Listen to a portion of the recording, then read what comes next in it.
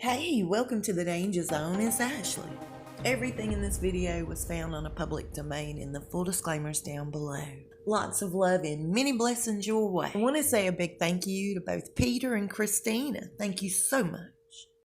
Prince William and his beautiful wife Catherine decided to wish Harry a happy birthday through this picture, and I thought it was absolutely fantastic. I got the message loud and clear. Here he is with a goofy smile on his face, running from his responsibilities. And if that's not the message they're trying to send, Harry and Meghan's little roaches wouldn't have been so offended. They got the message too. Now listen, Meghan and Harry celebrated their birthday quite a bit different than they would have celebrated her birthday. This year for Harry's birthday, Meghan and Harry decided they were going to match the donations that all of their supporters had donated towards CamFit. A huge contribution of $130,000 was donated by Harry for his birthday. I imagine $130,000 is about what they spend every 2 weeks or so on toilet paper for all 16 bathrooms. In my opinion, $130,000 is nothing more than an insult to these people. Y'all know good and well that she's got so much left over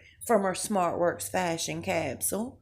Why couldn't she have boxed a ton of that stuff up and sent it over there, along with this measly $130,000? Remember their baby moon getaway? That was $46,000 a night. So really, what's $130,000?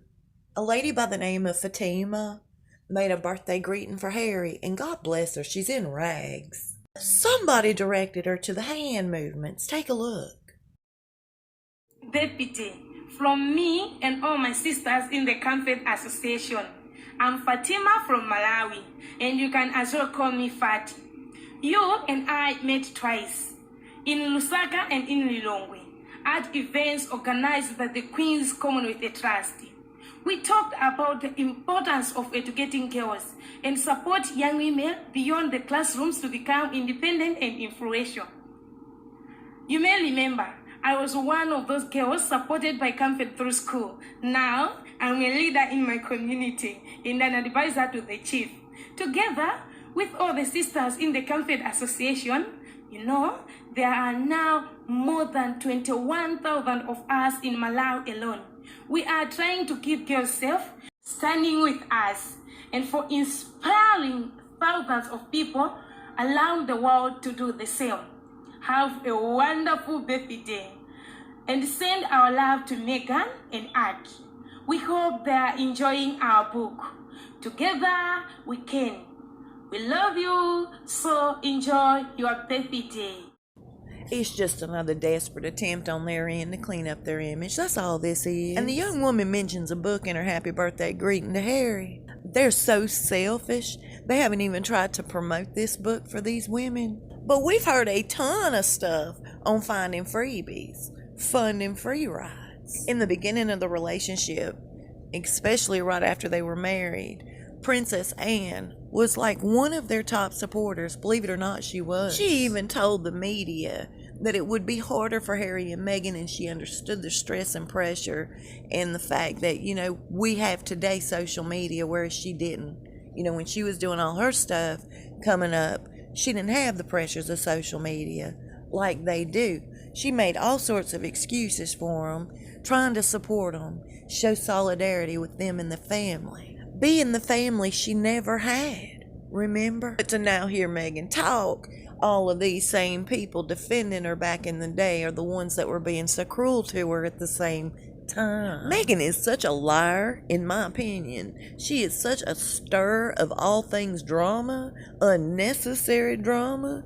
She lies so much, she can't keep up with it. She don't know if she's coming or going. Because remember, she come out saying this was the family she always wanted and never had. And the only reason she said it when she did was because it benefited her. Some way, somehow it did. Just like she thought it benefited her to come out and say, hey, they treated me like crap. They treated me like I was a stranger. Was very cruel and made me feel unsafe. We all know it's all about what benefits Meghan, really. Anyway, so now Princess Anne has decided she's going to voice her true and honest feelings about this entire situation. And God bless her for it. If the Queen's not going to come out and say anything, I can't think of a better person to do it than Princess Anne. When it comes to the royal system and how the royal family function, these people need to stop trying to find ways to reinvent the wheel. And when it came to Megxit, here's what she said. She said, I don't think the younger generation, Harry and Meghan, probably understands what I was doing in the past. It's often true, isn't it? She said that younger generation don't consider that you've already done that. You've already gone there. Nowadays, they're much more looking for, let's do it a new way, she said. Then she goes on to say, I'm already at that stage. Please don't try to reinvent this particular wheel. We've been there, we've done that. And some of these things don't work. You just might want to go back to basics.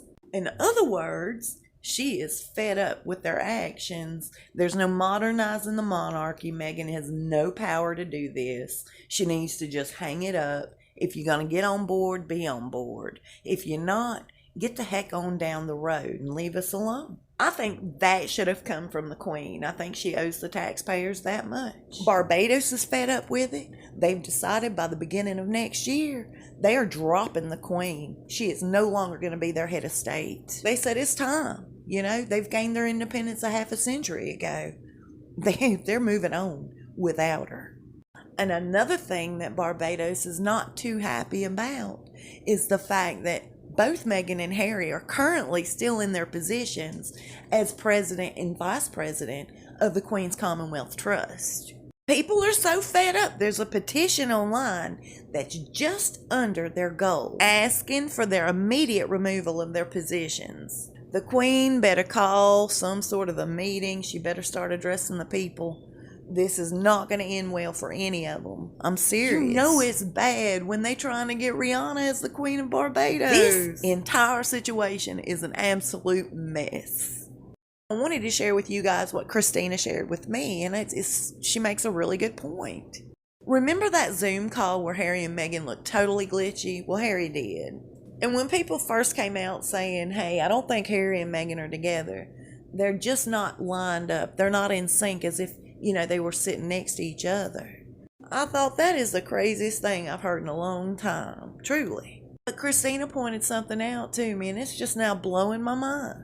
Drew Barrymore has the talk show, and to kick off her very first episode, she did a little nifty trick. I thought, wow, what's this world coming to? We'll get to that video in just a second, but take a look here at Harry and Meghan.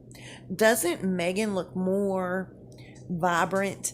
Harry looks a little faded. I wanted to start by showing Cameron standing up and leaving the room. She's casting shadows. Everything looks as if she's really there. Can't wait to see the rest of the season.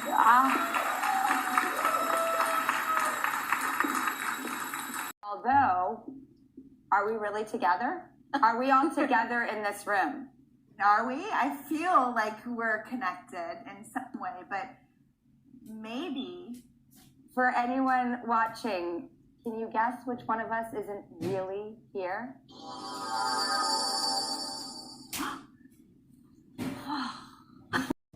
I slowed down the video enough so that you could see when Meghan turns her head, it lags, and it's not just a computer thing.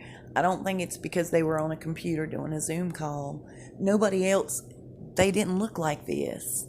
Why is Harry faded and Meghan's not faded? Something really bizarre is going on. I don't know what. If I did, I'd tell you. But I just wanted to share with you guys what Christina had shared with me. And from this point forward, I guess I'll start looking a little closer. I personally don't care if they're together or they're not together. It doesn't make either one of them a better person to me.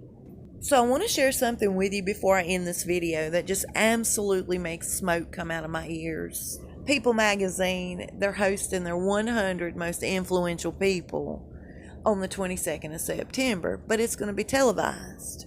So Meghan and Harry are going to be a part of this televised show. And just exactly as they did at Homeboy Industries, they're going to drop their titles for that single event. They want to be down to earth, come across as just Harry and Meghan. Listen, it's just my opinion, but I believe that what they're trying to do is stop reminding everybody that they are currently the Duke and Duchess of Sussex. The less they go by the Duke and Duchess of Sussex, the less people are going to chatter on about it. This right here gives them their cake and they're eating it too. Why? That takes the pressure off of not just them but the royal family to revoke their titles. Out of sight, out of mind is basically what they're doing. They're still reaping the benefits of the Duke and Duchess of Sussex, and yes, there are benefits to it. But they don't want it fresh in your mind, because you're going to complain. It's a slimy, slick move. I give them credit. See, it was the Duke and Duchess of Sussex who ran away from their senior royal duties, seeking privacy. Going by just down-to-earth Meghan and Harry.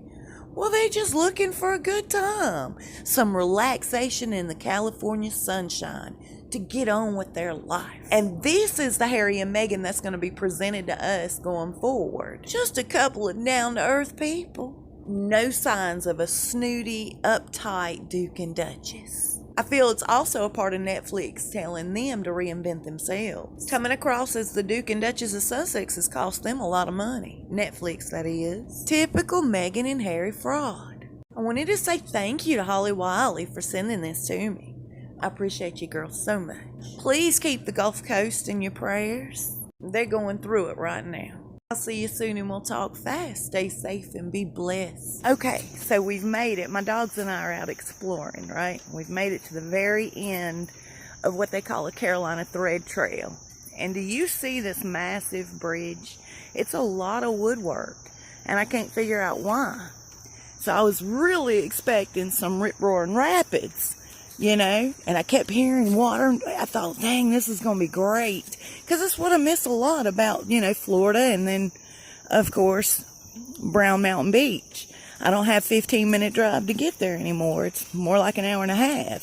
So anyway, I want to show you guys the beautiful waterway that they probably took a lot of tax money to build this long bridge for. Check this out. It's absolutely gorgeous. Makes so much sense. Hold on. There it is.